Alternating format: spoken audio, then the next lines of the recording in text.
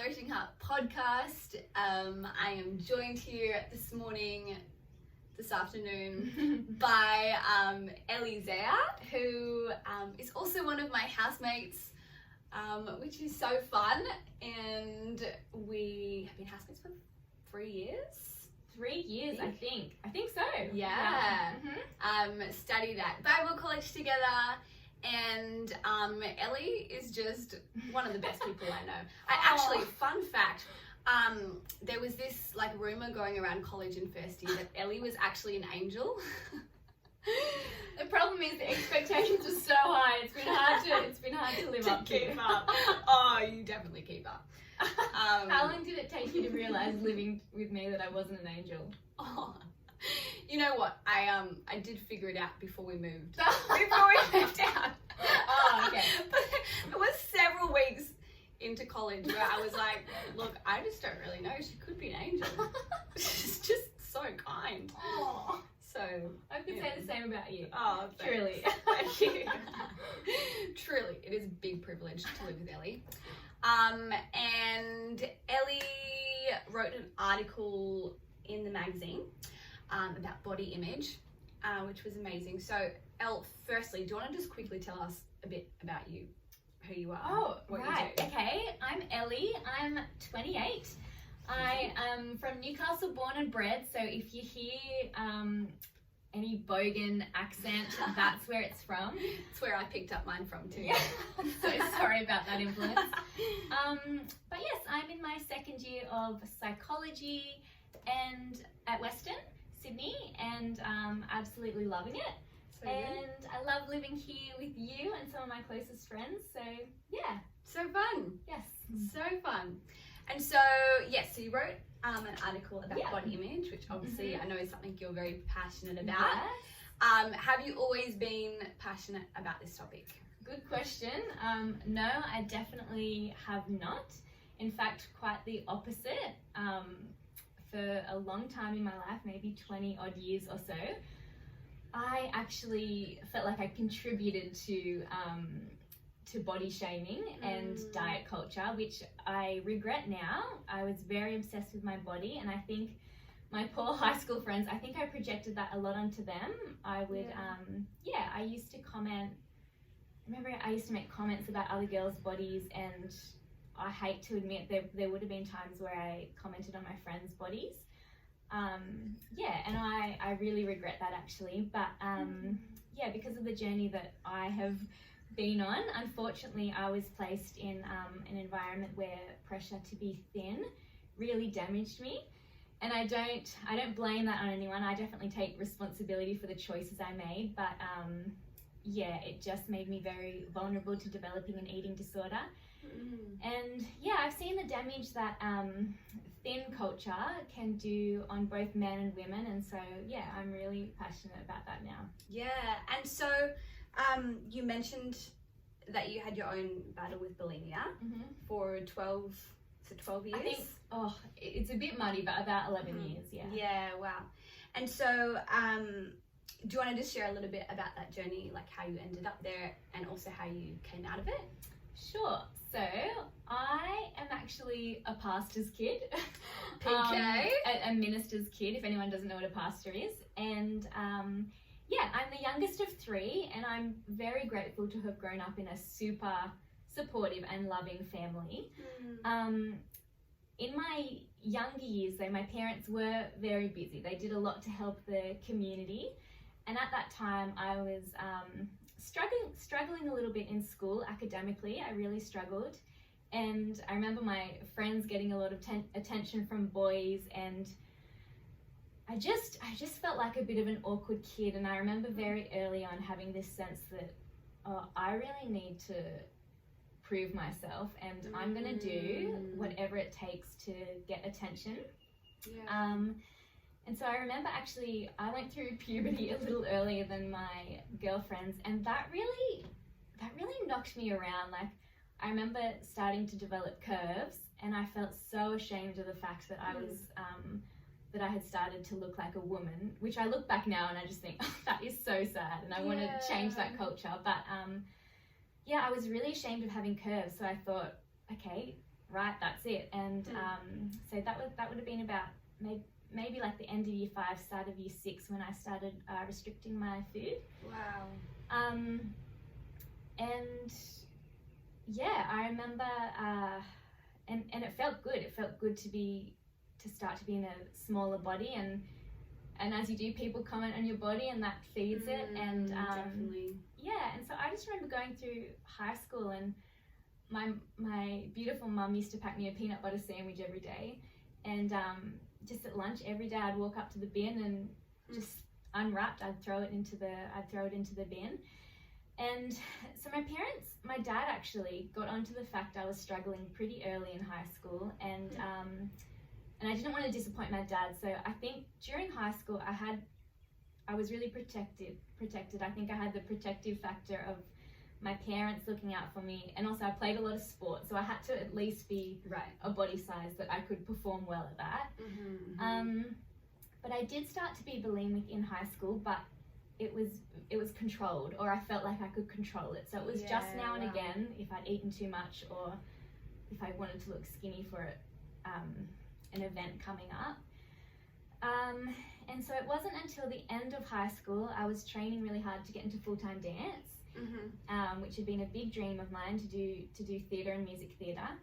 And I remember getting to this point, Tess, in year 12 where I had restricted for such a long time.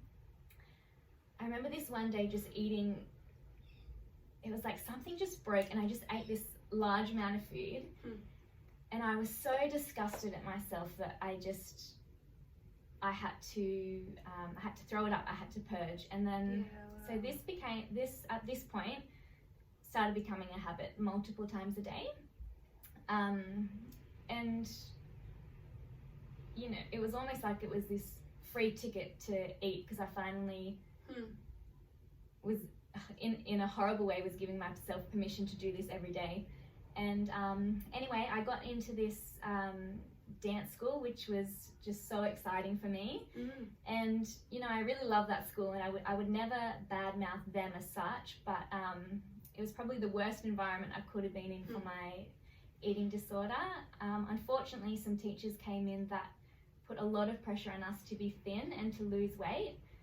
And I even remember there was points where some students would get picked out by teachers if they had put on a little bit of weight. Wow.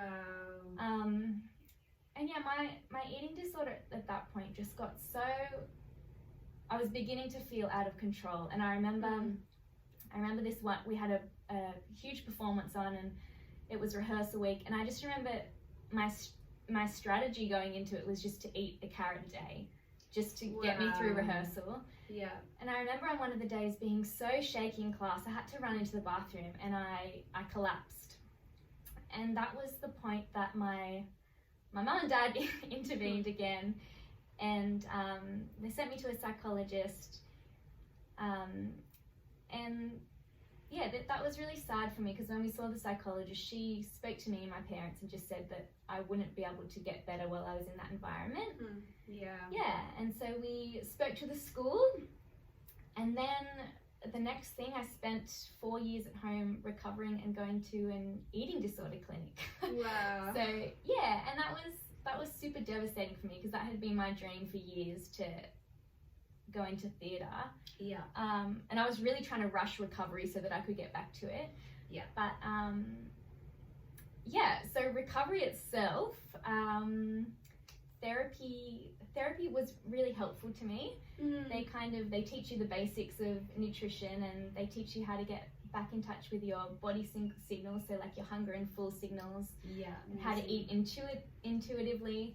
And it was really helpful in that it helped me deal with some of the early messages I'd received about, like, I need to be skinny to get a boyfriend, or to be successful, or to be liked. So and some of those lessons I learned in therapy I'll definitely carry with me for the rest of my life. But in terms of stopping the cycle of bulimia, unfortunately, for me, therapy really wasn't able to stop it. And I remember getting to toward the end of these 4 years just being so discouraged because I'd tried so hard, but it really was like an addiction for me. I just could not. Yeah, wow. Yeah, I couldn't stop. And anyway, it wasn't until a friend gave me a book by Katherine Hanson called Brain Over Binge, and it was a super different approach to anything I'd ever heard of before. But basically the author took a very scientific approach and talked about how the brain works in addiction and eating disorders. Amazing. Yeah, and not to go into the whole book, but the thing that really helped me was she talked about how whenever an urge comes up to do an eating disorder behavior, that's actually not you. It's your lower brain, or it's your survival instinct because you've been starving yourself. And actually, you're able to use your higher brain or your prefrontal cortex, bit of a mouthful, or you would say like your real self can actually have control and say no. And I know it sounds so good. Yeah, and I know it sounds simplistic, but it was like a switch for me. It was actually so freeing because it lined up with my faith. Like the Bible says that that we're new creations in Christ Jesus, and that we do have a spirit of self-control, and we're able to have control over our urges. And it was just, it was an identity thing. It was like as soon as these urges started coming up for me to purge or to restrict or to binge, it was like straight away I could go, oh, that's actually not me. And it actually never was me. Yeah. So, which was so encouraging because I really got to the point where I just thought I was going to, have this for the rest of my life. So, and I recovered really quickly from that point. It was literally like a switch. Wow. Yeah.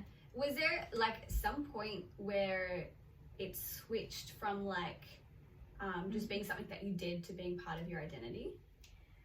The eating disorder? Yeah.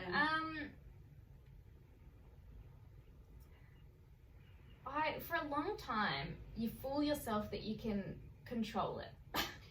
And that, I'm going to do it today, but tomorrow, today's the last time I'm going to do it, and then I'm not going to do it tomorrow. The amount of times, Tess, I said that to myself is crazy. But it was towards the end of me studying at this dance school that I started to feel scared because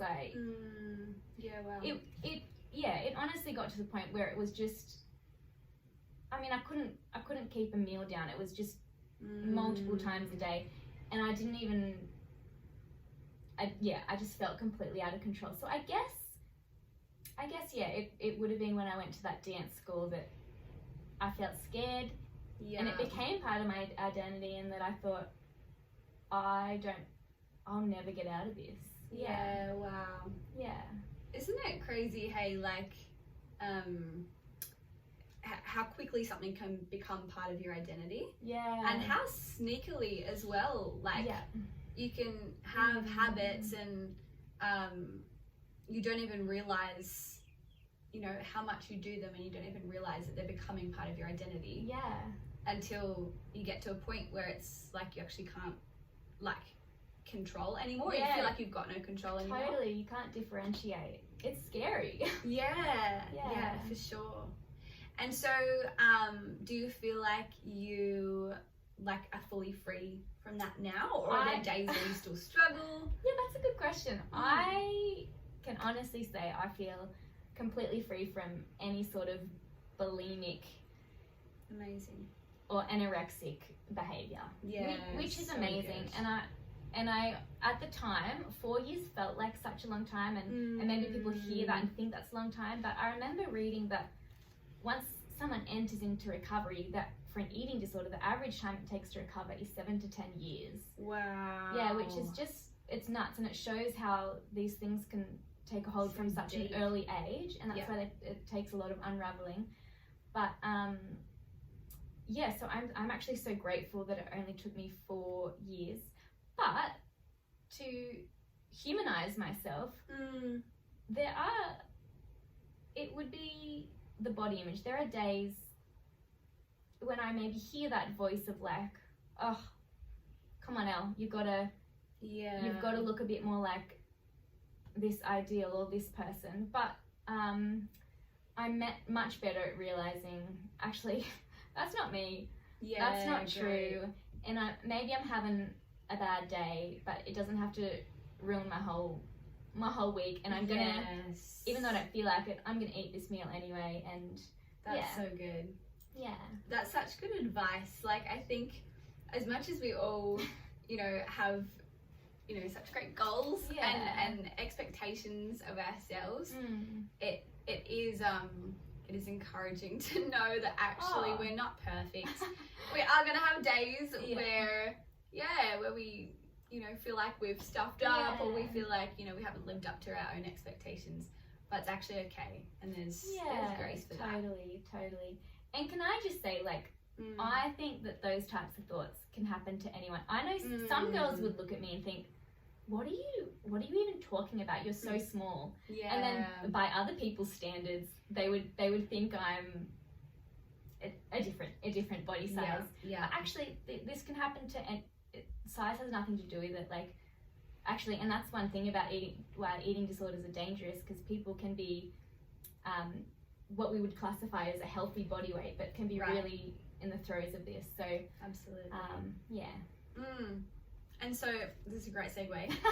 So our society obviously is so drenched in diet culture. I'm wondering, like, have you found, I guess, a healthy alternate solution to restricting yourself? Yes, our diet is very drenched. Our diet is drenched. Our society is very drenched in diet culture, and I think the obvious thing to say would be that it's in the media and it's on social media, and that's obviously true, but actually it's much more subtle than that. We hear our friends talking about it, like I can't have that piece of cake because I've been bad, or I've been bad all week, so I'm not going to have anything for dinner, or I'm going to have a piece of fruit for dinner. And what we've kind of done as a Western society, and it might be broader than this, but we've like endowed food with morality. So it's like, so it's like, oh, I'm a bad person because I ate that piece of cake, or I had a salad, so I'm a good person. That's actually really dangerous, because food is morally neutral. You are not a bad person if you have sugar, and I always say there is a nutritional difference. There might be that, but actually morally, food is neutral, and I think so good. And I think as a society we've wrapped up our concept of health with thinness.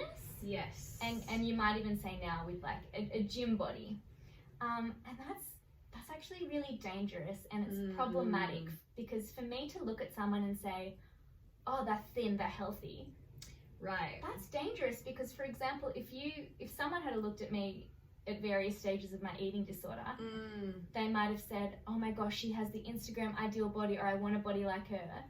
But little did they know, I was exhausted, I had no energy, I had trouble getting out of bed in the morning. And the same would go for us, like judging someone by whether they have abs or not, or even if we looked at someone who by clinical standards was overweight, and we were to say, oh, well, they mustn't be very healthy then. That's actually not true, because that person might fill themselves with nutrients, they might have so much energy, they might have no health issues. And I often say, like, because I heard someone say once, weight is often the red herring. Like, it's the distraction. We think, oh, they're overweight, they're unhealthy. But sometimes weight has nothing to do with health.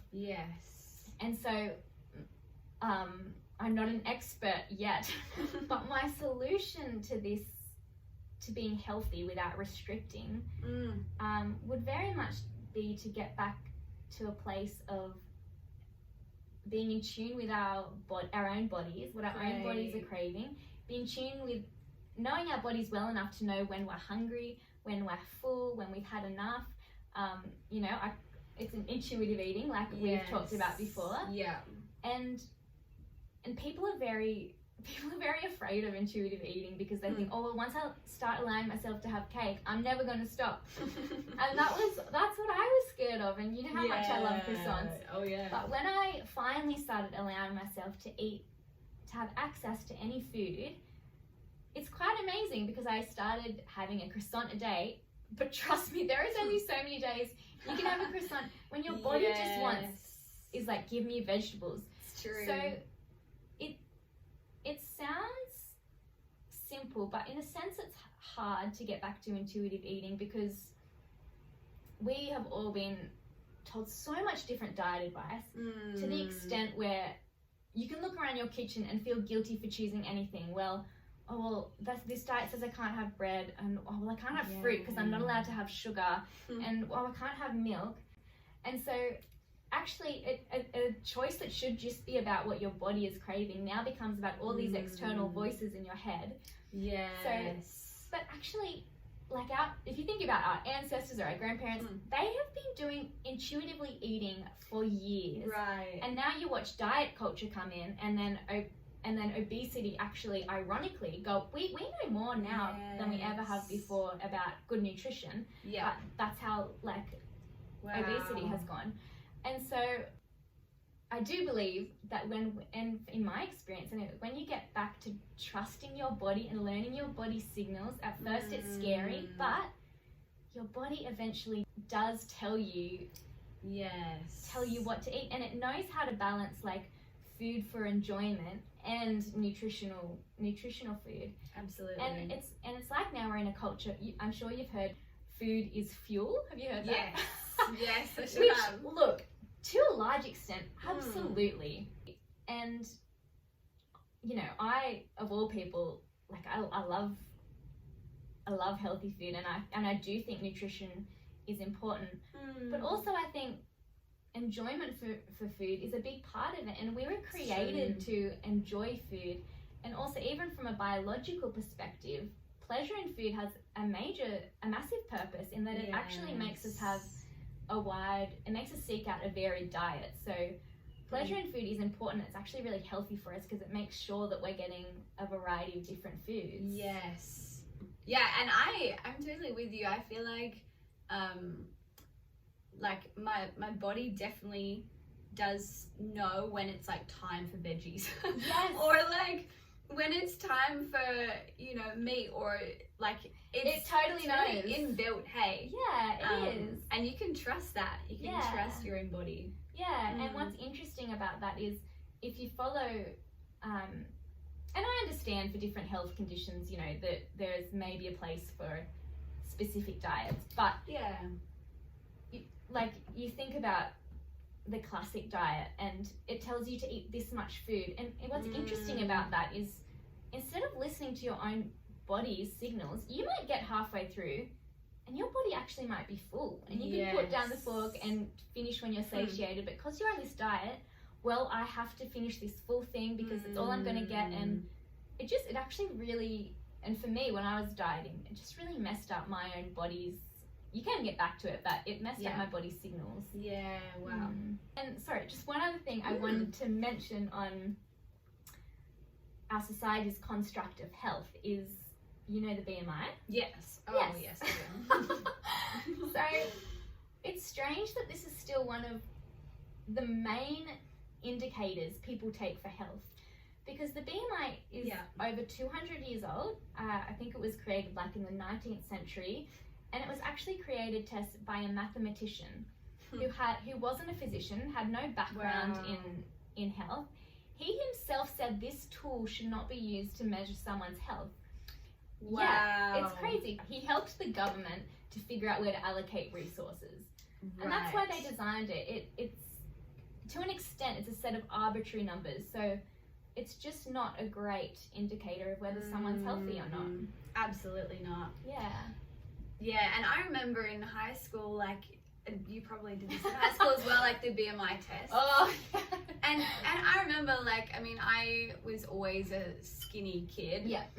A little tiny skinny kid, and I had a really fast metabolism. Yeah. I was dancing like 5-6 times a week, and I ate, but I just was really thin. And so I remember this BMI always told me I was underweight. And but there was nothing that I could do. Like I was actually healthy, and I was exercising, I had energy, I was eating, and but the BMI told me I was underweight. And for me, on the other end of, like, you know, whether it tells you you're underweight or overweight, that was always for me this message of like, I'm not enough. Like it really instilled this message that like, I'm never gonna hit the mark. I'm never gonna reach the mark, because I was never in this like healthy weight range. Yeah. Isn't that crazy what that can do to kids? Yeah. And like that's, looking back now, that's so crazy. Especially that they make us do that when kids are going, you know, when you're going through those like formative years, or you're going through puberty, your body is naturally just going to go nuts. And that's enough. Your body like sorts itself out. That's enough as it is on its own. And for some, you know, you're right, it does go both ways. And for you to have experienced that is a real shame. And it's true, like it is. I mean, when I did it, I think I was in year 10 or year 11, so it really is those like formative teenage years where you're also trying to like figure out yourself and trying to figure out your identity. So to have something like that's like and even, I mean, I had friends on the other end who again were healthy, but they had more muscle mass. And so the BMI told them they were overweight because they had a lot of muscle. It doesn't take in like the muscle, bone and fat combination ratio. It doesn't consider that. Well, in terms of like taking care of your body, how do you take care of your body in a way that is healthy but not overly obsessive? That is one of the best questions anyone has ever asked me. I think for me, as far as I have come on this journey, and as free as I feel, I don't pretend that I'm never going to be vulnerable to my past experiences. So in terms of this question, on a regular basis, I check in with my motives about my decisions. So I say, Ellie, are you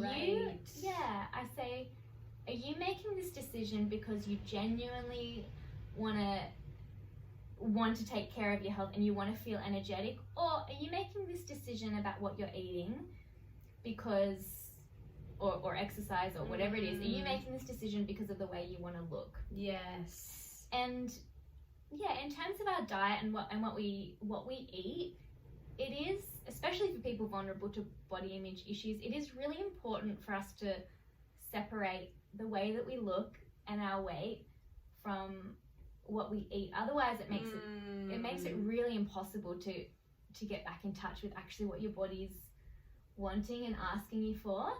Definitely. And like I said before, don't get me wrong, to an extent, I'm a big nutrition freak. Like as much as I love my croissants and pastries, I also love, you know, filling my body with things that are going to make me feel good. For sure. But I would say that I focus on integration rather than elimination. So instead of thinking, oh well, I better not have any ice cream today, or I better not eat anything sweet, I actually just think, how can I pack as many nutritious foods in so that I can operate at my best today? That's so good. You know, and if that includes having a big fat salad and having a cupcake after that, that's awesome. I've got my nutrition and I've enjoyed it. Like, that's so good. I'm definitely not black or white in the way that I think about food anymore. Love that. And you do that well. Oh, and you do that really well.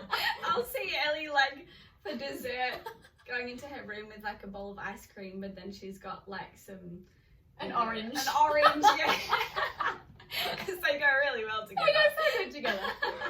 Yeah. Oh, so good.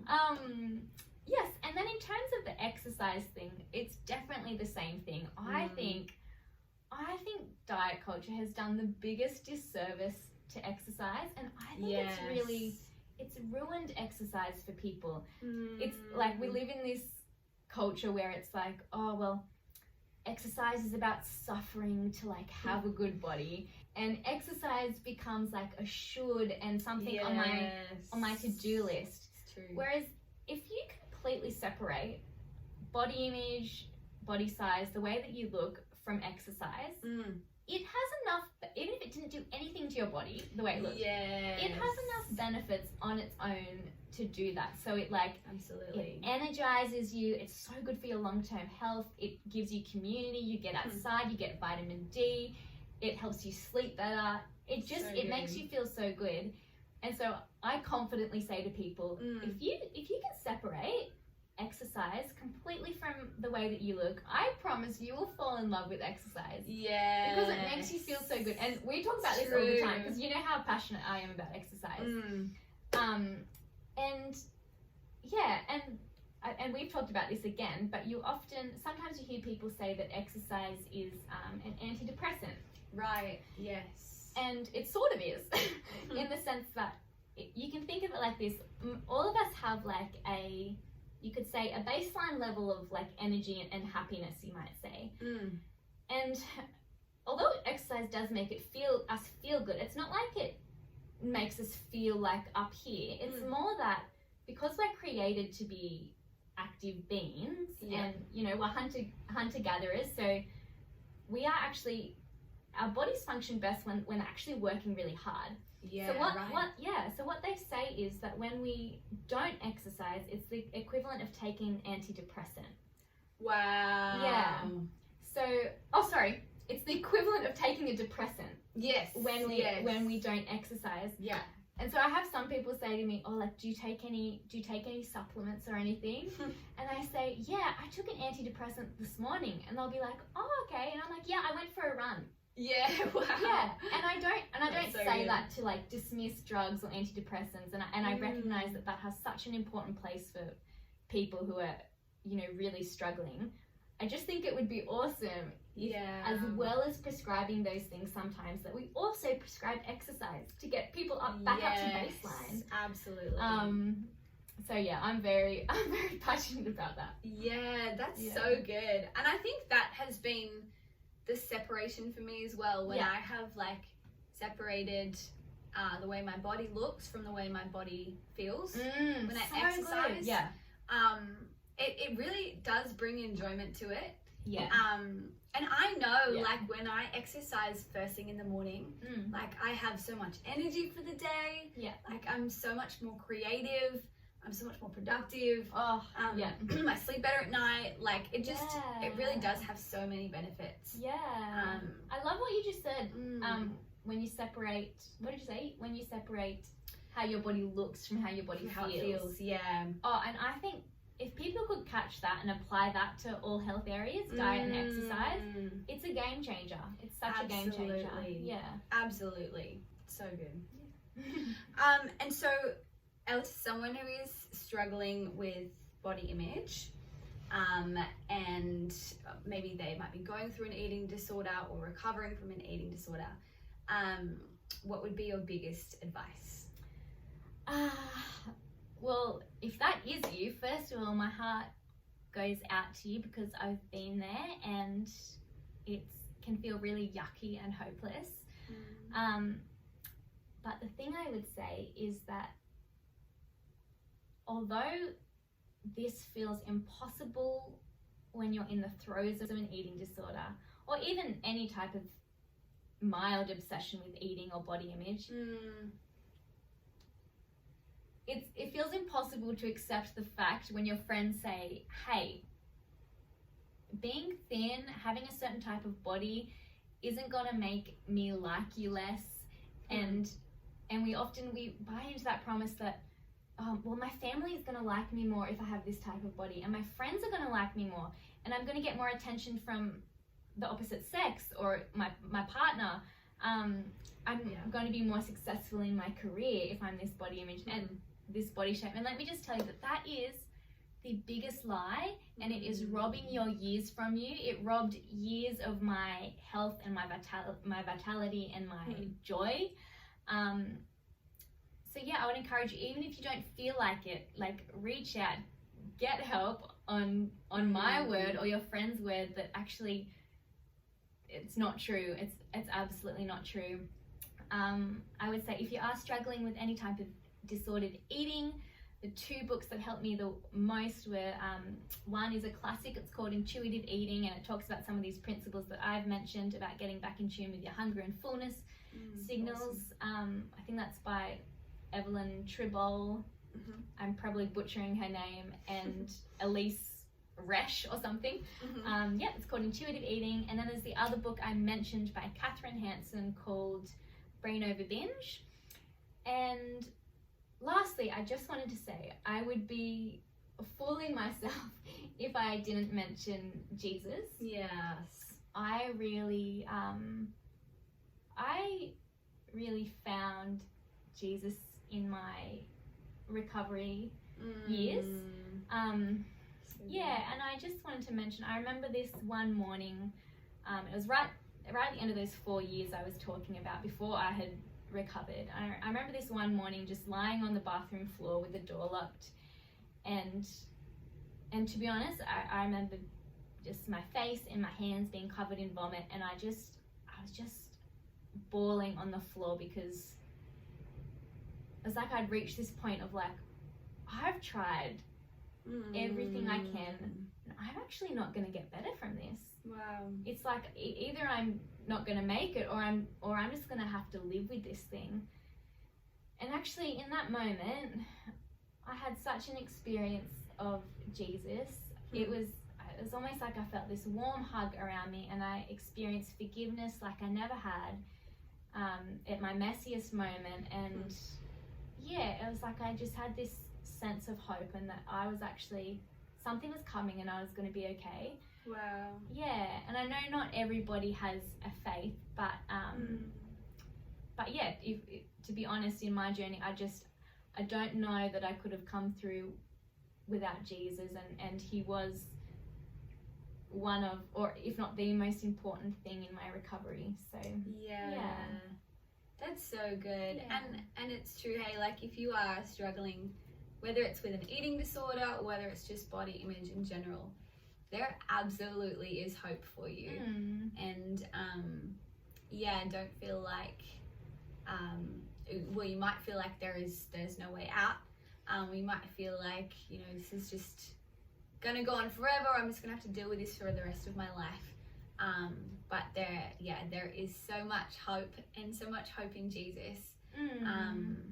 He totally can completely redeem that, completely heal that. Yeah.